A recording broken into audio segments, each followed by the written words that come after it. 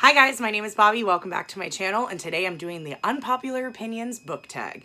Now, I wanted to do this tag for quite a while, I just haven't, and I don't know why. I think I had a hard time making a list of things because, to answer the questions, and I didn't want to be exactly like everybody else, and I had to try to think of all of my unpopular opinions, which when I originally had wanted to do this tag, those have since changed.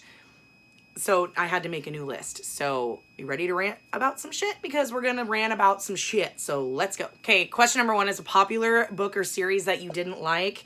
For me, this is kind of easy. Like the Cruel Prince, Folk of the Air series. I fucking hated that book. I read the first one. It was fucking terrible. I think I DNF'd it about halfway through. I couldn't even get through it. It was so fucking terrible. Like, I do not understand why people enjoy it. It's one of those books where, and I've ranted about this before, but the main male character, sorry, my cats are zippy.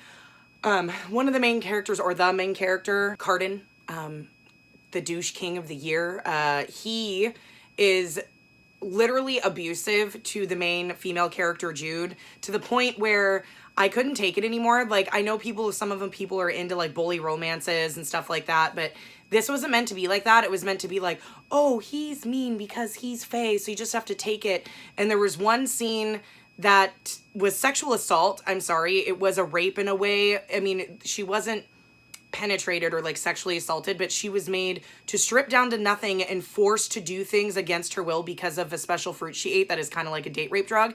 I'm sorry. That's a form of rape. No. And you expect me to like this guy and feel sorry for him? Fuck that. No. So many fucking nopes. Plus, her writing just didn't jive with me. No, I don't understand that. And I guess a book that's popular I didn't like is The Night Circus by Erin Morgenstern. I know a lot of people love this book. And I think this is very polarizing to where either you love it or you hate it. And I think a lot of it has to do with her writing style. She's very, very flowery in her writing. And I only got about 20 pages into that. And the word décolletage was used. And I was like, nope, bye. Very flowery. And from what I understand, the ending was kind of open-ended, not even that great of an ending. So yeah, I never finished either of those. No. Keep fucking with the goddamn camera angle. I can't get anything right today. Today sucks. So perfect day to rant. Okay, question 2 is a popular book or series that everyone else seems to hate but you love. Before I answer that question, I forgot to mention at the beginning of this video, because I'm also a very bad booktuber, and it seems like anymore I don't do sit-down videos anymore. This tag is created by the Book Archer. I will leave her channel linked down below. Terrible person. So, a popular book series or that everyone else seems to hate but you love. I couldn't really think of anything to come up with an answer for this. The only thing that was close was the Sookie Stackhouse series. I know a lot of people don't like it. It's very dated. You can totally tell while reading it now that it's very much a product of its time. It didn't age very well. For me, it's a nostalgia thing. I read, when I started reading it, I think the first 7 or 8 books were out, and then I had to wait for each one after that. And for me, it's a nostalgia thing. I recognize it for what it is and its flaws, and that there are some really questionable things in it, but I still love it. So for me, it's more of a nostalgia thing, and that's why I love it. But I know a lot of people don't like it. Jashana just reread it, and she had the same kind of thing, nostalgia, and she was really harsh with it. And I'm sure if I reread the entire thing, I could be really harsh with it, but I don't want to. It's one of those things where it really did something for me when I read it, and I really loved it, and it brought me out of a years-long reading slump, and I binged the entire thing and absolutely fucking loved it. And even now if I were to read it, even though I might get bored because I know the story and I've read it before, it's just so nostalgic to me. It is what it is. Okay, number 3 is a love triangle where the main character ended up with a person you did not want them to end up with. Or a one true pairing that you didn't like. So one true pairing that I didn't like is Jude and Carden from the fucking Cruel Prince. I think she should have slit his throat the second she saw him and moved on with her life. So far, we'll see. Okay, so there's spoilers throughout this entire video, and we're going to start here, spoilers. So I'm currently reading, which it's right next to me because I picked it back up today, Air of Fire by Sarah J. Maas. So this used to be a series that I used to say that I would never read or anything like that, but thanks to Becca, I binged the ACOTAR series, and I've pre-ordered the 4th book, I guess it is the 4th because book 4 is a novella. Already, and that comes in February, and so I decided to finally give Throne of Glass another try. So I'm on book 3. I've read the book of novellas, books 1 and 2. This is book 3. I picked it back up today. I'm like 120 pages in. Really enjoying it. But from what I understand, for who I know Selena / Aelin ends up with, she ends up with Rowan. So far, I don't like him. I've just met him in this book. I love Manon. Met her. She's great. Could she end up with Manon? Because she's amazing. But yeah, I'm not a big fan of Rowan. I'm a total Kale stan. And I have a feeling that Kale's just going to get the worst shit end of the stick and just have the worst ending ever in this series. Like, I just have a bad feeling like that poor guy is going to get nothing good. It's just a bad feeling I have, and I'm only in book 3.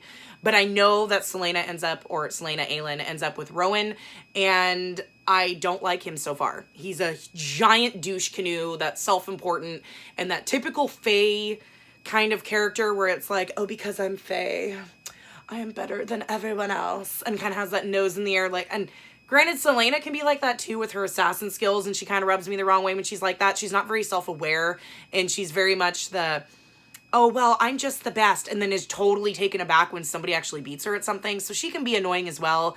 And I just have a feeling that when these two are going to get together, it's going to be constant ego stroking. Oh, but you're so pretty. Oh, no, but you're so pretty. Oh, my God, I love you so much, and you're so hot. Oh, no, but I love you so much. Like, if this is what it's going to be, oh, and you're just the best at everything. No, babe, you're the best at... I'm gonna pull my fucking hair out. Like, and I just have a feeling that that's what it's going to end up being once we get there, and I'm not here for that, so... I love all the other characters so far. I love Manon. I like Kale. Like, I want to see, like, how their stories go. And I feel like that's the stories I'm going to be more invested in as the series goes on than Aelin's. Because I just have a feeling that once she develops her fairy powers and hones her fairy powers, it's just going to be the Aelin Rowan stroke show where all they do is stroke each other's egos and go on and on about how amazing the other one is. And if that's how it fucking is, I'm going to be pissed. But I will say Sarah J. Maas's writing has obviously improved as these books have gone on so far. And because I liked her writing in the ACOTAR series, and I can see in Throne of Glass how her writing has improved. So, but that. And then if you go for like who somebody ended up with. So I guess that's a one OTP. Sookie in the Sookie Stackhouse series, who she ends up with really pissed me off so bad that I knew the spoiler before I read the very last book in the series, and it was so bad that I didn't even read the book. So technically, I never finished the Sookie Stackhouse series because I refused to read book 13 because she ends up with Sam. Now, if you've watched True Blood or you've read the books, you know Sam is the guy that owns Merlots. He is a shapeshifter and all this shit. In book 1, in episode 1, like if you want to go show, if you want to go book, in the very beginning, Sam has said to Sookie multiple times, I love you, I'm attracted to you, I want to be with you, I've loved you for a long time, blah, blah, blah. She clearly is like, nope, sorry, you're my boss, that's weird, no, I don't feel that way for you. And even throughout the entire series, he still carries a torch for her. Even though she's like, no, I like the vampires, whatever. So we just went through 13 fucking books. 13 books of her going through all of this shit and doing all the vampire stuff and being, you know, figuring out that she's part Fae and doing all of this shit only for it to end up with Sam in the end. If she was going to end up with Sam, why didn't she end up with Sam in book 1? Like, I mean, granted, yeah, then you wouldn't have all the vampire drama and most of the story been null and void. But it just pissed me off. To me, it seemed like Charlaine Harris just really didn't give a fuck about the series anymore, and she kind of grown out of Sookie, but she knew she needed to end it. And you know, instead of, you know, no, Bill was kind of like, by that time in the series. I think she should have been with Eric. Like, I'm an Eric stan through and through. She should have been with Eric. And if you don't believe that she should have been with Eric, just look up a picture of Alexander Skarsgård with no shirt on and you will be convinced. Oh my God. Or watch, what is it? The season finale of season 6. Full frontal nudity. Yeah. Eric is everything. She should have been with fucking Eric. To this day, I'm still salty about it, and I still refuse to read book 13 because if the author really wanted her with Sam, she should have been with Sam or shown some kind of an attraction to him, or he could have been an off again, on again throughout these series instead of her just being with Bill, Eric, Alcide, and the Were-Tiger, which I can't remember his name right now. She was with plenty of other people. Sam should have been in the mix if you expect her to end up with Sam. That would have been the only thing that might have been slightly redeeming. But the fact that she had no attraction to him, wanted nothing to do with him for 12 fucking books, and then magically ends up with him in the very last book and they live happily ever after. Fuck you, Charlaine Harris. That's a fucking cop-out and you just ruined your entire series. Fuck you. Okay, number 4 is a popular book genre that you hardly reach for. This is easy, contemporary. I very rarely ever reach for contemporary. And same with romance, especially a contemporary romance. You'll never see me read a contemporary romance. So far, like with romance goes, I have dipped my toe into romance now. Mostly paranormal romance because that has the fantasy elements and supernatural elements that makes it more intriguing for me. Like obviously I've been binge reading Laura Thalassa, like you've seen that lately. You know, the ACOTAR series is a fantasy romance. Like, that I can do. I can do fantasy romances. You will never see me read a contemporary romance. When it comes to contemporaries on their own, some of them I can read and stomach. Like, ones that are either slice of life or, The Heart's Invisible Furies by John Boyne is one of my favorite books of all time. That is a contemporary. It's a literary fiction contemporary, but it's a slice of life. Well, it's a life story, pretty much. It is Cecil's life from the time he is born until right before his death. Like, you get a full 70, 80 years of his life. And, you know, it's all about his relationships with other people and how he navigated his life in a very Catholic Ireland and him being gay and, like, what that meant to him and, like, all the shit he went through. And it was very, very good. I absolutely fucking loved it and devoured it. It's one of my favorite books of all time. What's the other one? All the Ugly and Wonderful Things by Brendan Greenwood is also one of my favorite books of all time. That one is very controversial. It's very, you either love it or you hate it. It has very sensitive subject matter. That one, I guess, is more of a literary fiction contemporary too. So I guess the contemporaries that I would lean towards are ones that are definitely hard-hitting, way more gritty, and has a lot of taboo-like subjects, and is very, I guess, more literary fiction-esque than contemporary. Like, to me, when I think of contemporary, I think of light, fluffy romance reads where it's just somebody going about their daily life and they meet somebody and fall in love and, you know, kind of that kind of stuff. Like Jojo Moyes, would never read her. Who else? Like, Frederick Bachman, I guess, is considered kind of contemporary. Is he literary fiction? I don't like his writing style. I don't know. Like, contemporary is kind of weird because it kind of rides the romance line and the literary fiction line where kind of it falls, but you'll never see me pick just a regular contemporary romance. That'll never happen. Or a contemporary that's about, I don't know, something like just regular boring things. Like, there's got to be something big in there. Kind of like Ask Again Yes by Mary Keene, or is it Mary Beth Keene? Read that one and hated it. That was more of a contemporary. I thought that was more literary fiction, but it to me was more contemporary. But just the nasty side of contemporary where you don't get any of the good things. It was only all the negative aspects of these people's lives. And that pissed me off because it would literally skip over everything that brought these people joy and happiness. It literally skip over it like it was nothing. Like, oh, this is not important. We just need to do the big, mean, nasty shit. And that torqued me. I wanted both. If you're going to give me a slice of life, literary fiction, contemporary like story, you need to give me the good and the bad so I can attach to these characters, and it made it to me so I wasn't attached to them. If you're not going to show any real life strife or real life joy and happiness, then I'm not going to attach to your characters and I want nothing to do with it. So there's my long-winded fucking answer for that question that should have taken me 2 seconds. Okay, a popular beloved character that you do not like is question 5, and for me that Cardan from A Cruel Prince, not going to go over that again. Him. And one that's from my favorite series is Ash from Nevernight, which is an unpopular opinion.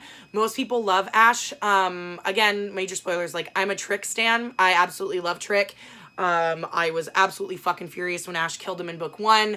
I was excited when he came back at the end of God's Grave, and I was upset with how it ended in Dark Dawn. Now, granted, I like that there was a lesbian relationship. I just did not like that Mia and Ash were, like, it just didn't make sense to me. Why is Mia so obsessed with Ash when Ash literally killed her lover and best friend? And she's just, I just don't like Ash. I mean, I like what she brings out in Mia a little bit, but I just was never a fan of her. And she's very popular.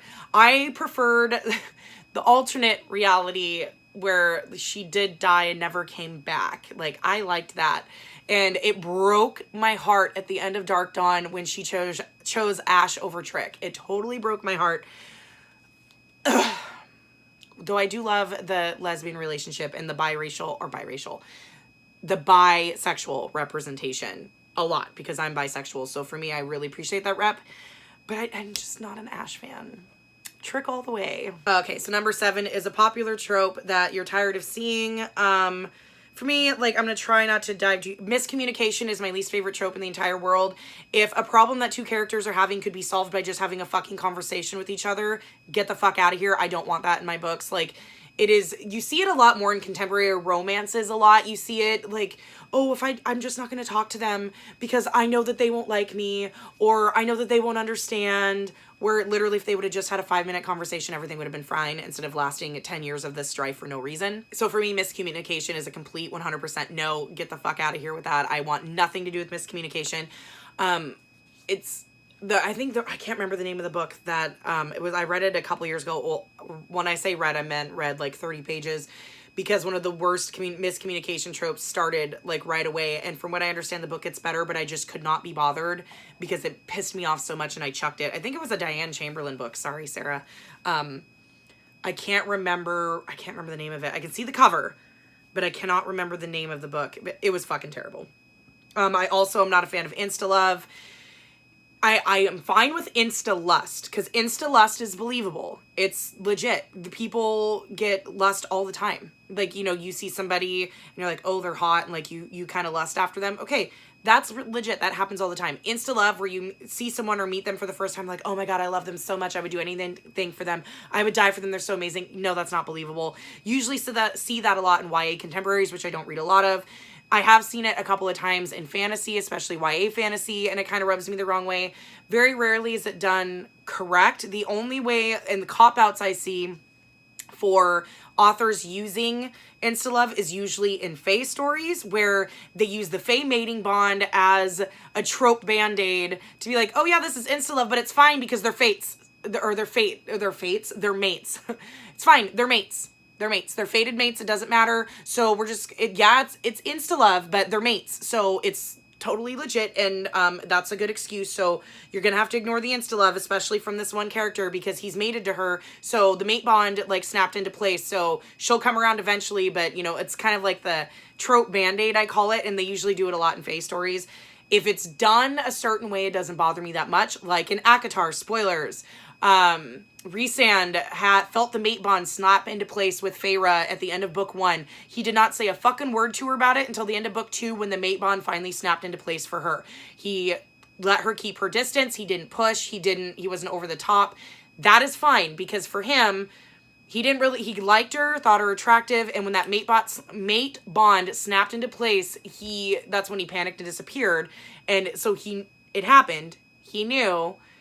But he didn't, like, go overt with her, be like, you mine, lady, come, like, and hit her over the head with a club and drag her. He let her take her own time with it. So that's kind of an Insta Love, like, thing done well, or mate bond done well. So I guess they kind of go hand in hand for me. You have to be careful how you do it, and whether or not I'll like it. And the other one that I really don't enjoy is the hero. This happens a lot in fantasy.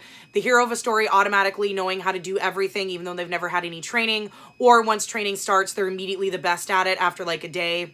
It's not believable. You don't need to do a whole bunch of training montages. You could easily do a small time jump where it's like, okay, they've been training for 6 months or a year, and we see a little bit of the struggle of them learning and being good. It's okay if they're good at like one move or one aspect, but they can't be good at everything automatically. I know it's kind of ties into the chosen one trope. Like, here's this chosen one. We need to train them because they have no training whatsoever. We're going to put them in this training session, but they're going to be immediately good and amazing right off the bat. No, it's not believable and it cheapens your story. Please stop doing it. Okay. Let's see. This is I skipped one. I skipped number 6, but we're going to leave it to last because it's going to be the biggest rant ever. So number 8 is a popular series that you have no interest in reading. For me, that's Folk of the Air, which I've already talked about multiple times. The Grisha trilogy, I really have no interest in. Now, Leigh Bardugo, I have no interest in reading like the Six of Crows duology either. I did read Ninth House by Leigh Bardugo and I loved it, so I will continue with that series. So I guess her adult I enjoy. And that kind of ties into like V.E. Schwab as well, which kind of goes into, I guess we'll segue that into number 6 that I skipped on accident. which is a popular author you can't seem to get into. Holly Black, obviously V.E. Schwab, which ties into like books I probably won't read.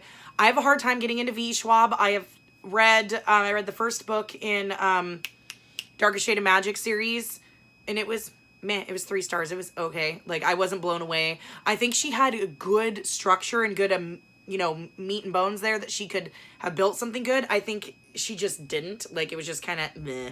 So I'm not going to finish that series. And then I also struggled with her Vicious series or duology series, whatever it is. Started reading Vicious. I just couldn't get into it, which you think I would because I love villains. I just had a hard time and I couldn't get into it. So V. Schwab makes me kind of nervous. I did get this, what is it? The Invisible Life of Addie LaRue. I got it in my Book of the Month box. It's up on my shelf. I plan to read it in November. I'm going to give it a shot because it's an adult book. I've heard it's totally different than all of her other books.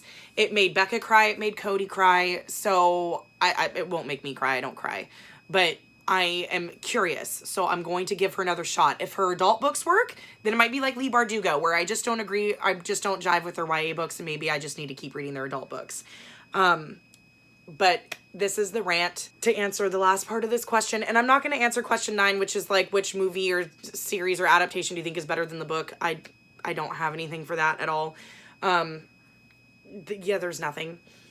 Except for, okay, I lied. Except for maybe Normal People by Sally Rooney. I read the book after I watched the show. The show is fucking fantastic. If you've not watched Normal People, it's on Hulu. It is a fucking amazing show. Just know that your heart and gut will be ripped out by the end, and everybody will hate the ending. They'll be pissed.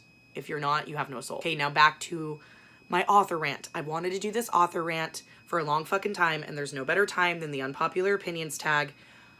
So I'm going to say it loud for those of you in the back. Riley Sager fucking sucks. He's the worst author. He is terrible. He is not a good author. There, I said it. I said it. Riley Sager fucking sucks. You'll never convince me otherwise. He is a terrible, horrific author. Terrible. He can't write a female character to save his fucking life. He can't. Cody is in the process of reading a bunch of his books. She read his new one, like Home After Dark or Home Before Dark or whatever, and loved it. And then she started reading Lock Every Door, and I was like, She's like, what? I'm like, you're going to hate the fucking ending.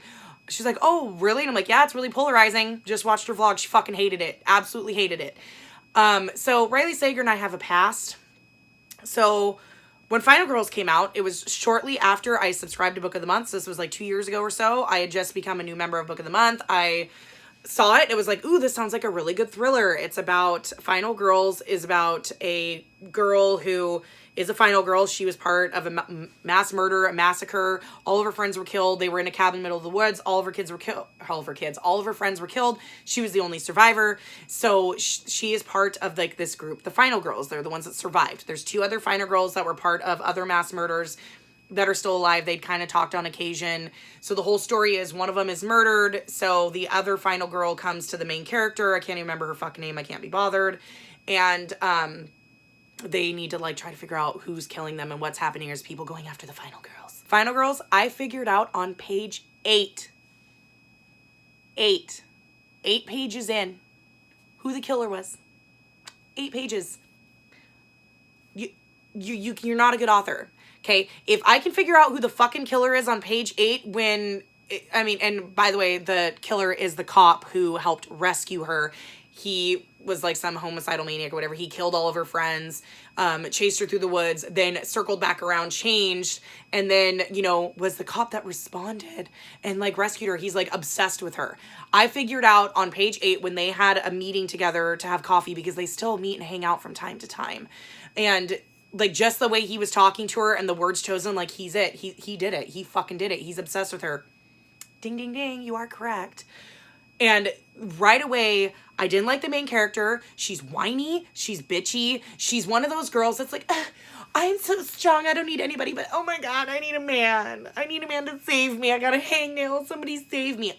No agency whatsoever, but then goes on, and Riley Sager goes on about how he writes such strong women. No, you fucking don't. All of your women are whiny fucking bitches. They're the ones in the horror movies that just like they say in Scream, instead of running out the open wide fucking front door, they're running up the stairs and hiding in a closet. Like that Geico commercial where they have all those people, let's hide behind the chainsaws. That's Riley Sager's protagonist. And what I don't get is Riley Sager that's a pseudonym. That's not his actual real name. He chose the name Riley Sager so that women readers would think that, you know, it's an ambiguous name, would think that it might be a female author and would be more likely to pick up his books, especially since every single one of his books has a female protagonist. I'm not adverse to men writing female protagonists, but if you can't fucking write a strong female protagonist, you need to stop writing them. Write a male. Like, it's just, oh my God, it pisses me off. These girls have no fucking agency. And the lead in Final Girls was so whiny and self-deprecating and always wanted somebody to help her and always wanted a man, even though she lived on her own. Like, the choices she made were just fucking stupid. It was like, this is an adult book. And, ugh. And then when you get to the second one, The Last Time I Lied, that's, cabin in the woods again, but it's like a summer camp, and the main character was part of the summer camp, and her 3 roommates disappeared years ago, and they closed the summer camp down. Now she's back, and she's going to be his camp counselor, and she's going to find out what happened to her friends. Spoiler alert, the leader of the friends killed the 2 other ones for some stupid bullshit reason, and they're at the bottom of the lake, and everybody thought that she died too, but she didn't. She's still alive, and she pops up at the end, and it's like, you know, one of those whisper things where she walks by and she's like, they'll never catch me. By the way, I'm still alive. It's so fucking dumb. This girl, yet again, whiny, mopey, no agency, has no spine, is like, always wants to rely on a man, always concerned with getting off instead of figuring out what's going on. Just, he cannot write women. He is a shitty fucking author. Not to mention, the climax of this book was so underwhelming. Like, okay, it's a summer book in a summer camp. Like, there's so many fucking things you could do with that. And you get this where it's like limp dick over here. Like, really?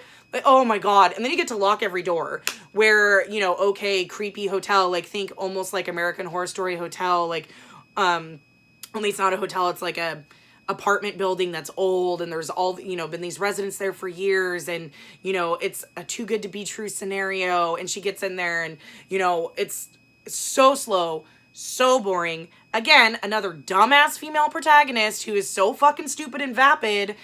And, ugh.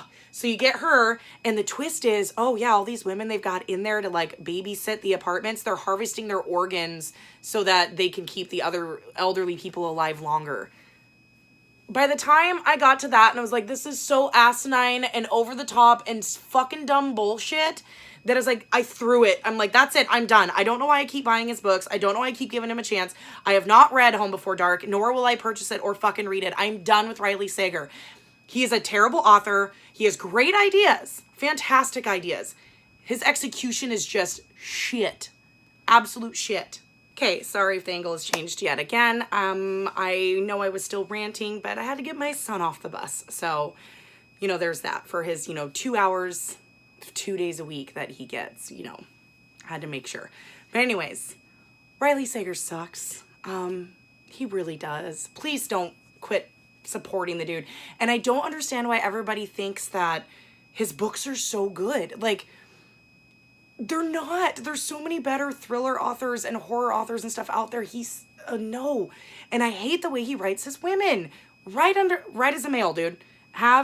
Write a male character. Like, these women have no agency. Is this how you see women? Is they're just like, they think they're tough, but they're not, and they're just whiny, and he's a shitty author. He can't write women. He's a shitty thriller author. Every time somebody reviews one of his books or talks about a wrap-up, I literally fast forward. It was like, I don't want to hear one more person say how great he is. He is not. No. Mm-mm. And I know it's a super unpopular opinion. Everybody loves Riley Sager. Oh, he's so great. Oh, his books are so good. Oh my God, they were so scary in the twist. No, the twists are fucking stupid or underwhelming, or, you figure out the killer on page 8. Even Cody in Lock Every Door, she figured out what was going on really early in the book. It's like, he's not that great, guys. And his stories aren't that great. He has a good structure. The ideas are good. The idea of the Final Girls, super good. You could have done so much with that. Yet you made it obvious on page 8 who the fucking killer was. In the Last Time I Lied, summertime, camp, you have so many things you could do with that. But instead, no, you make it where it's kind of lackluster. Even if he still kept that the one chick killed the other two, make the reason a little better and make I don't, he just, there's so much he could have done with her that he never did. But then again, he doesn't know how to write females. So there's that. And then Lock Every Door. I mean, it's okay that they did. I mean, if you wanted to do the organ harvesting, okay, but like make it so like it wasn't such an abrupt twist, like where it's like, okay, we're going along and trying to figure it out, and sudden, boom, it's this out of nowhere, where it just came out of left field. Like, it shouldn't have come out of left field. It should have been like a little bit to where it would lead you there. And then I have no idea what's going on in Home After Dark because I refuse to read it. But yes, so that's my unpopular opinions book tag. I hate Riley Sager. Riley Sager sucks. He's a terrible author. He sucks. He can't write women. He cannot write women at all. And I've seen people talk so much shit about other authors about, oh, he can't write women. And yeah, no, Riley Sager can't write women. He should have a seminar about how not to write women and have everybody read his books. Just saying. But that's it, guys. That's my unpopular opinions book tag. I obviously hate The Cruel Prince and I hate Riley Sager. Those are the two things you would get out of this. Yeah, that's it for this book tag. If you, please let me know in the comments down below what some of your unpopular opinions are. I love hearing people's unpopular opinions because sometimes you find people who also have the same unpopular opinion and it's really fun to chat about it. So let me know in the comments below what some of your unpopular opinions are. Please don't come for me if you love The Cruel Prince or Riley Sager. Like, I have a feeling that's coming. But yeah, I will see you guys in the next one. Bye.